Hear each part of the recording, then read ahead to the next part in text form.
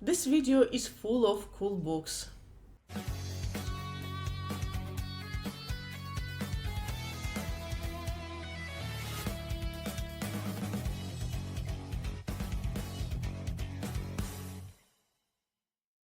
Greetings, my name is Nina, welcome back to my channel. So, in January I made a list of books that are ultimately mine. Now, these books aren't necessarily in my favorites list, however, I do recommend these and I consider them to be ultimately mine. So, I watched a video by a clockwork reader. I think the video was called Hannah's Ultimate Reads. And I thought, why not make one myself? I have enough books. I actually wanted to make one in January, but I thought that I should wait and add more books to the video. But now I realize that I have enough. So in this video, I'm going to go through my ultimate reading list, and these are cool books that I simply recommend. Well, not all of these books are my favorites, but they are close enough. So let's get started. So the foundation of everything for me, the foundation of my reading, writing, and you name it, obviously is the Harry Potter series by J.K. Rowling. The reason I'm showing you Order of the Phoenix, ironically my least favorite one, is because I'm reading it right now. So I have read 100 and something pages.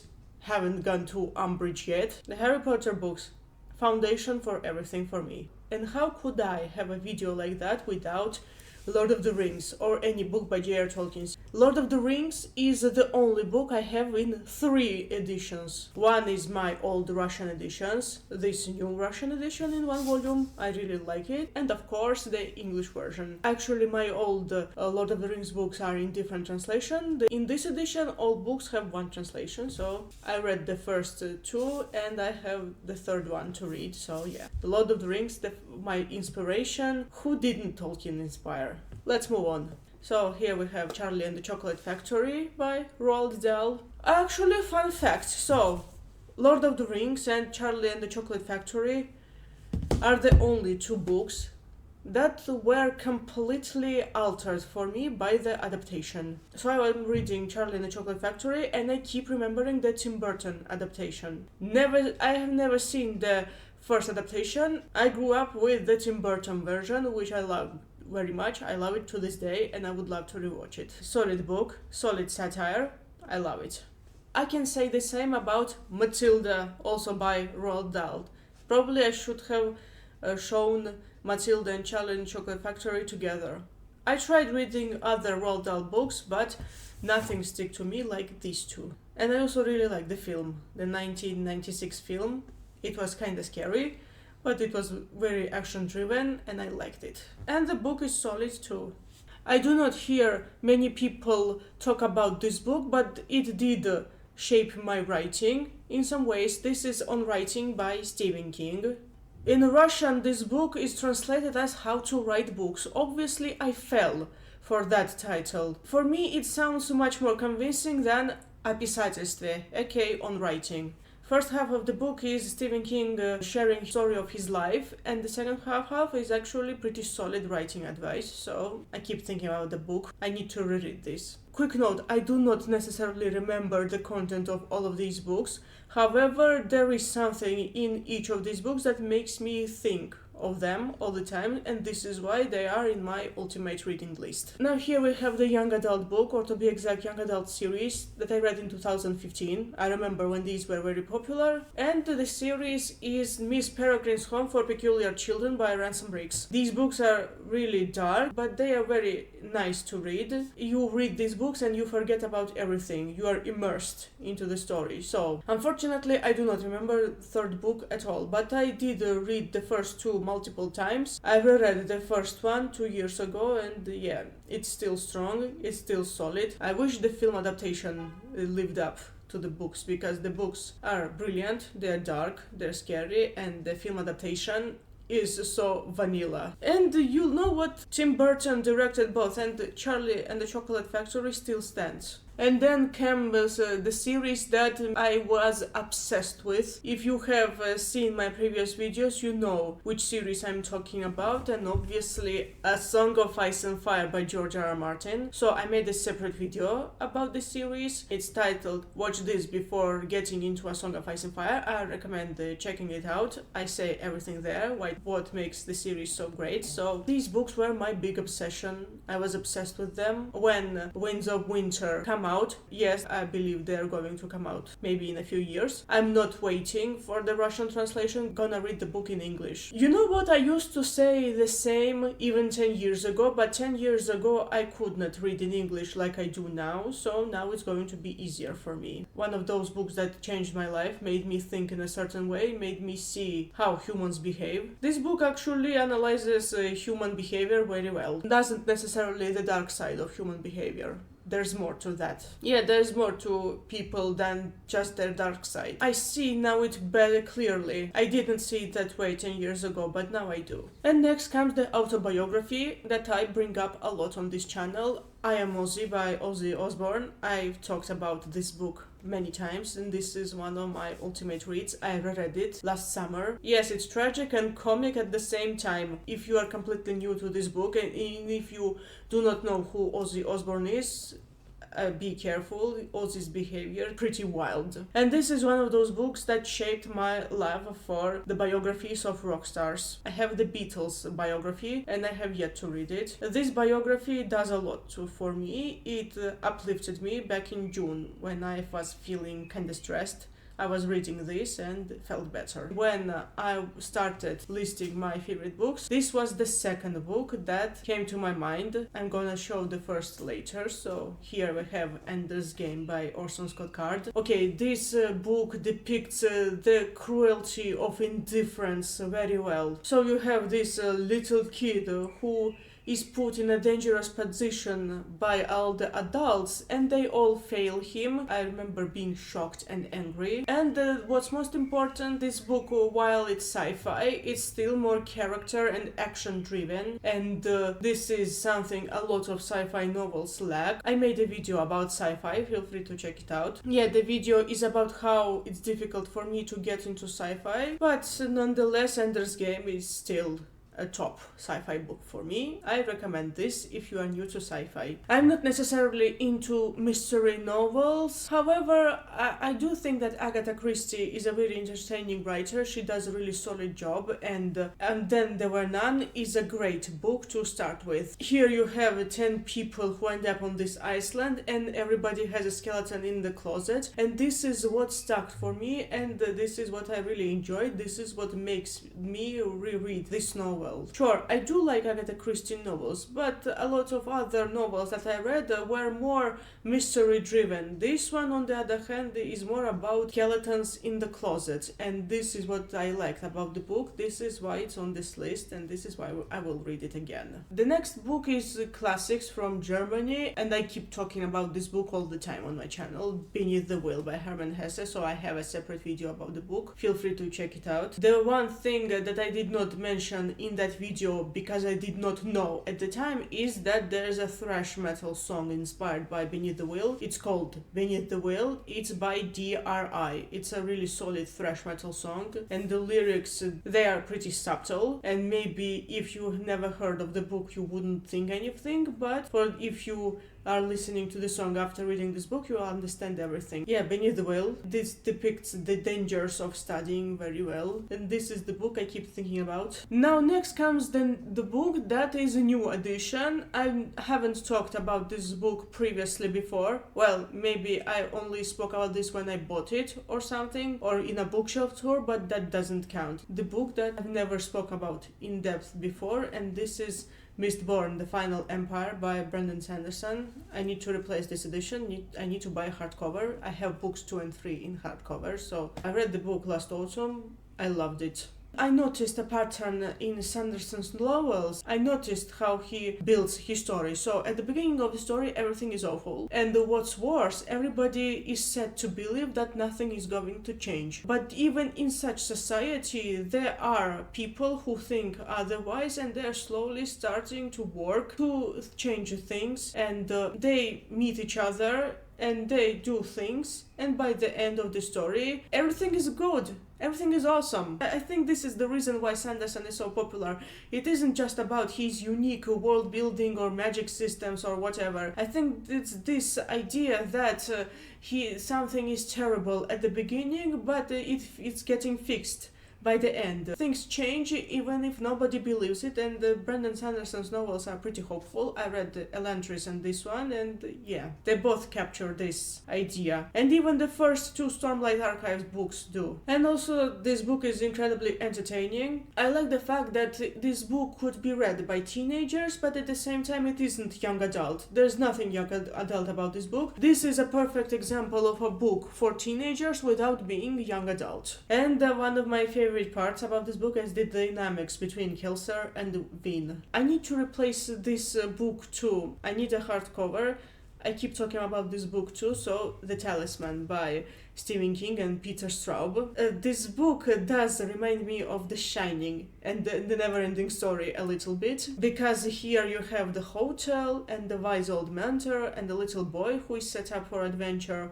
Yeah, parallel worlds too, and the idea of escape and everything. Talisman is amazing. Yeah, it's big. The only downside, I think, is that I think it was an orphanage or something. So they were captured and kept there for too long. That could have been shorter, but otherwise still awesome book. And this is in my list. Now here comes another book that I rarely talk about. I actually need to read this because it's non-fiction. It's actually a collection of essays. This is The Power of Words by Simone Weil. It's about how words shape society, why words matter and everything. This is about how words affect our minds and how it shapes public opinion and everything. It's definitely worth reading, and this is why it's in my reading list. About the next book, I made a separate video. I won't say too much. This book is Summer in a Pioneer Tie by Елена Malisova and Katerina Silvanova. Елена Malisova and Katerina Silvanova. Pronouncing Russian names with English pronunciation as a native Russian speaker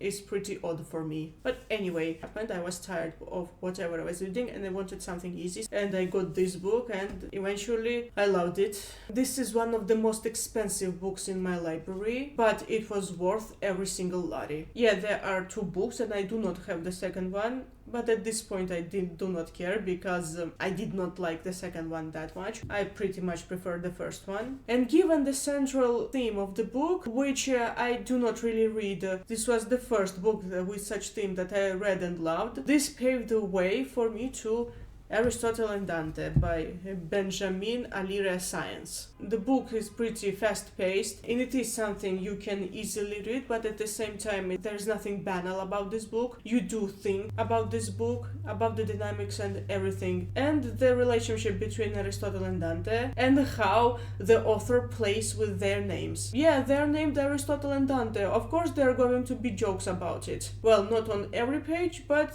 still, the author plays with their names. Aristotle and Dante. Okay, I really shouldn't compare these two books. They are completely different. Well, the only two things that unite these books are the theme and the fact that they're both set in the late 80s. This one is mostly set in 1986, even though in a flashback. Well, the flashback is most of the book, and this one is set in 1987. No flashbacks. Actually, this book did remind me of the King Killer Chronicle a little bit, because just like the King Killer Chronicle, this book is set in the present. 2006 is the present in this book, but most of the book is a flashback into the childhood, or to be exact, the teen years of the main characters. Yeah, brilliant books. Next book I would associate with me in my ultimate reading list is a graphic novel. I know that this graphic novel is way too specific. I think it's really weird, but that's the reason it's so great. Yeah, I do know that the main character, they kind of whine too much, at least the main character does, but this doesn't stop me from really liking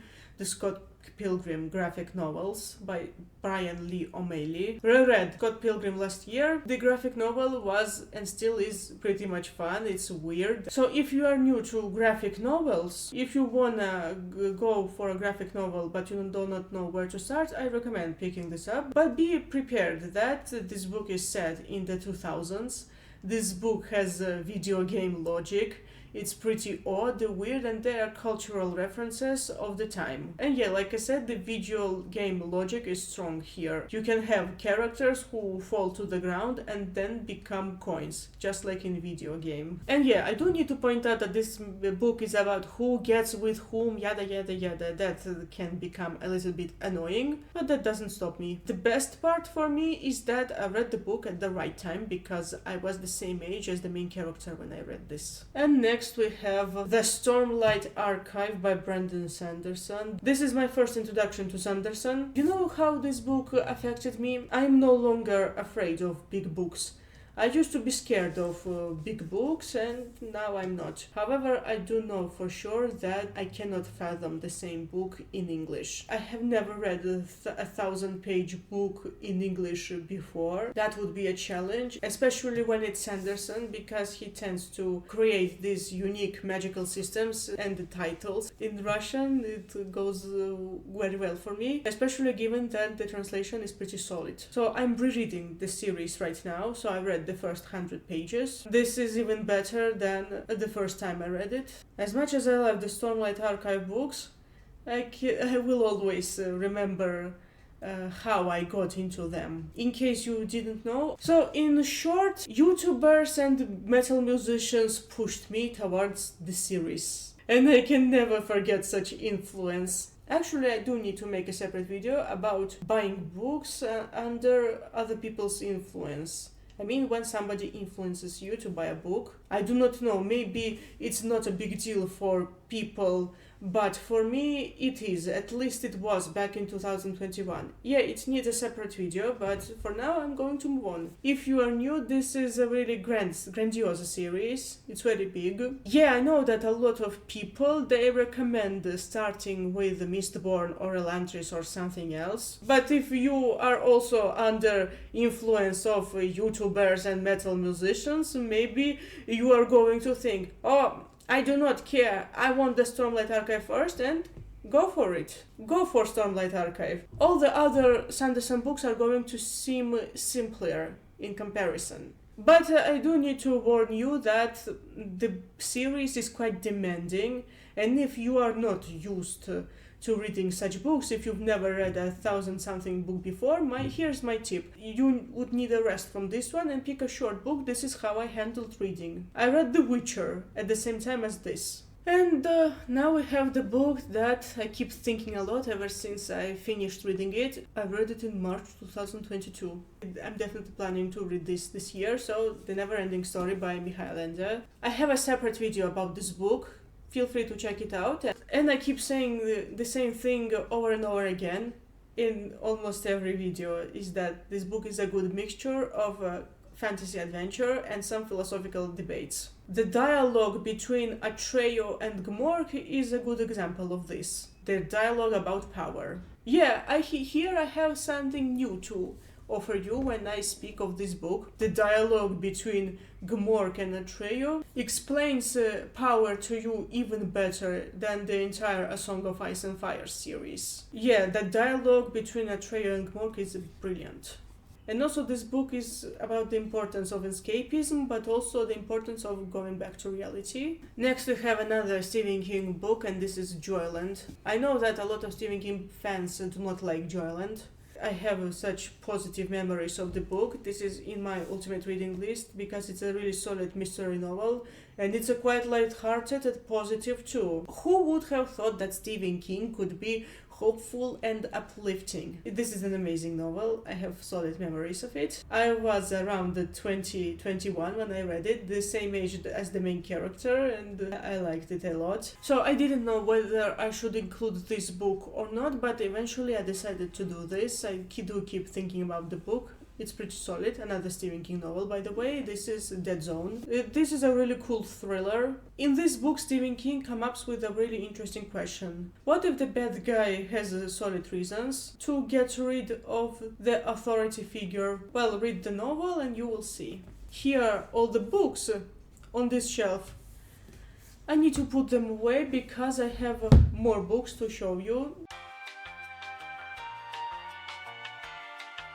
And so I'm back. So next book on the list we have I Was Born for This by Alice Oseman. If you are into fandoms and fan culture, you are going to love this. One of the reasons I like this book, it does explore fan culture very well. I am into such topic. I like reading about fans, the fan and the slash hero interaction. That's pretty solid theme for any book for me. This topic resonates with me even though my music taste is completely different than from the main characters. Okay, I do need to confess that I would have written about being a fan differently, and I do think that the author went to an extreme example a little bit, but nonetheless, fan culture is my topic. Being a fan and taking inspiration from this, that's pretty solid. That's a topic that resonates with me, and I want to read more books like this.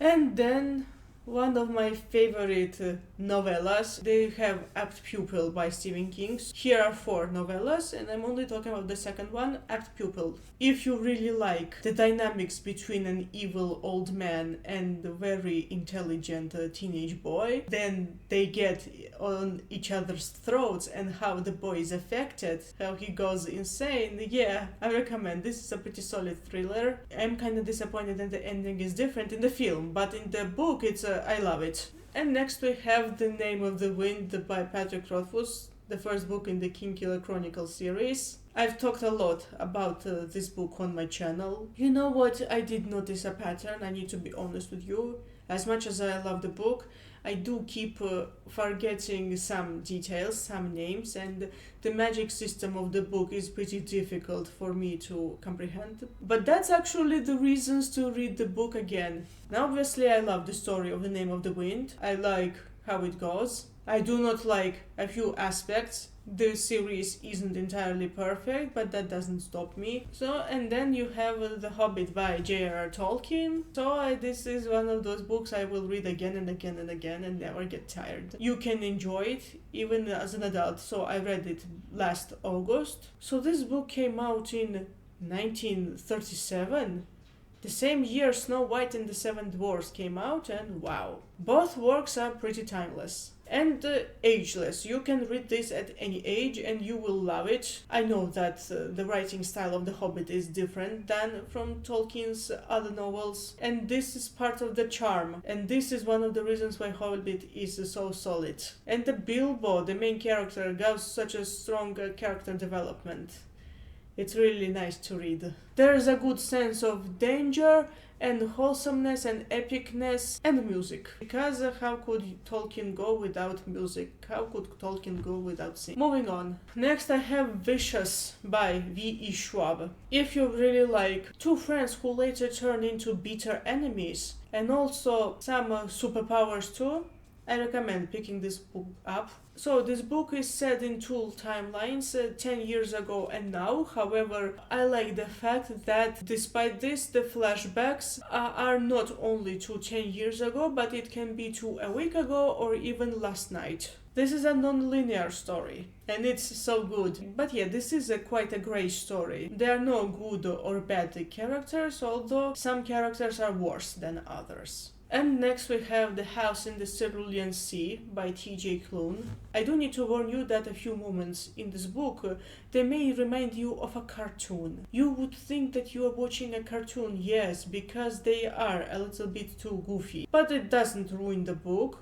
The book is still pretty charming, it has a really strong plot. Maybe this is the type of fantasy that isn't necessarily all action driven. You do not have epic adventures or anything. There's more to fantasy than just that. It's quite a definition of modern fantasy that is also quite well written. Next we have the book that I read in one night. Even less, I read it in a few hours.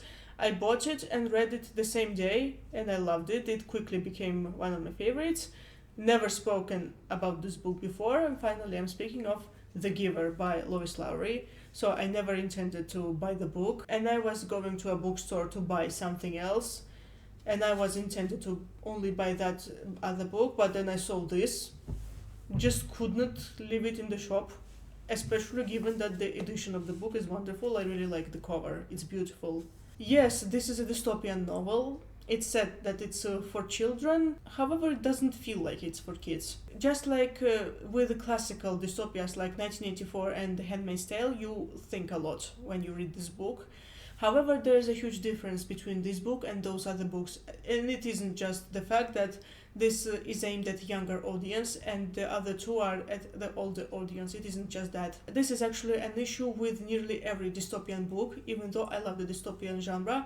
The deal is that when 1984 and The Handmaid's Tale, they are world-driven, aka they are more focused on the world building rather than on characters.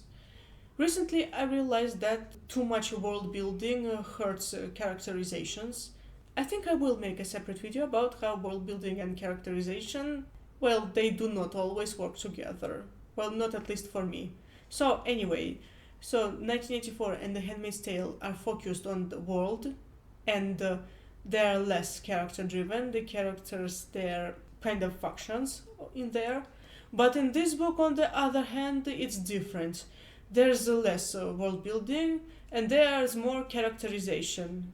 Yeah, The Giver made me think a lot and it made me horrified in certain moments. Now, of course, since this book is aimed at children, you will not see gory stuff. But I think that it's even better that this book is officially aimed at children because you do not need such scenes, because such scenes can be implied and then you can think of them and then you can get horrified. And this works pretty well. Next we have The Last Unicorn by Peter S. Bickle, also Patrick Rothfuss' favorite book. This edition has an introduction by Patrick Rothfuss. In this introduction, Rothfuss convinces you, if you are standing in a bookstore looking at the book, he convinces you to buy it. So I did and I loved it. I think we need more books like this. Yeah, I understand that The Last Unicorn is a bit slow-paced, well, at least medium-paced, and there's not too much action, even though action is there, it's just moderate. And just like Tolkien, Peter S. Bickle has musical elements in this book. The characters sing here, but unlike Tolkien, Peter S. Bickle is also a musician. I do really like metal a lot, and one of my favorite books, it's also in my ultimate reading list. I love A History of Heavy Metal by Andrew O'Neill. Like it says on the cover, it's a history of metal, the origins of metal, the original metal bands. Well, Black Sabbath is the first metal band, and how the genre evolved and everything. And this is the book I would recommend to every metalhead, beginner or advanced. Having this book on my shelves makes the genre feel very real for me. This is why physical media is so cool. Next book on my ultimate reading list is A Good Girl's Guide to Murder by Holly Jackson, the entire trilogy. Originally I only meant to read the first one, but then I decided to continue the series and wow. The third book is really frightening. But I still prefer the first one. The first one is pretty solid. It isn't just a mystery novel, but it also focuses on the issues of like bullying, manipulation, gaslighting, you name it. It's also a psychological thriller. Next we have The Shining by Stephen King. I read the book for the first time in summer 2015, 10 years ago. And I read originally in Russian, and here's the English version. I wanna read it. I do really like these hoarder editions, however The Shining should have been blue, like Misery. More Tolkien over here, and we have Beren and Luthien and Children of Húrin. Especially Children of Húrin, for it's very dark, it's very gloomy. It makes A Song of Ice and Fire look like a fairy tale, because it's very dark. These two books are actually the opposite of each other. This one is much more optimistic and lighthearted, albeit also sad, because it does have tragedy too. But this one, on the other hand, is complete darkness. For those of you who do not know, these stories both originated from the Silmarillion, and later they became separate books. Another story from the Silmarillion that became a separate story is The Fall of Gondolin, but I'm not a fan of that one. I pretty much love these two. And this is why they are on my ultimate reading list. And finally, the last book in this video. Like I said before I introduced Ender's Game. Before, when I started listing my favorite books, this book came first and the Ender's Game second. I already stated Ender's Game, and this is finally the first book that comes to my mind when I say my favorite books. Even though this video isn't about my favorite books, this is about my ultimate recommendations. And this book is The Book Thief by Markus Zusak. So this book is about a lot of things. Yes, this book has a central theme, it has a central story. I do not know how to say in English the word многогранный, but I will find it when I'm going to edit the video. So this book gives you a lot to think about. It's about many things. You feel like you would jump into the book and befriend the main characters because they feel so alive here. Even if you happen to not like the book, there's going to be something that resonates with you about this book. And that's all. This is my ultimate reading list. These are my book recommendations. But before we finish, let's check some unread books, or the books that I'm reading right now, who have the potential to enter such list in the future. My ultimate reading list. Or maybe some honorable mentions too. Parable of the Sower by Octavia Butler. This is a Clockwork Reader's favorite book. Well, one of them.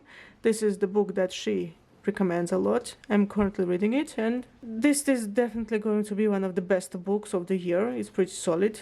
I thought of adding Yellow Face. Maybe I should have. However, later I realized that it does not resonate with me enough.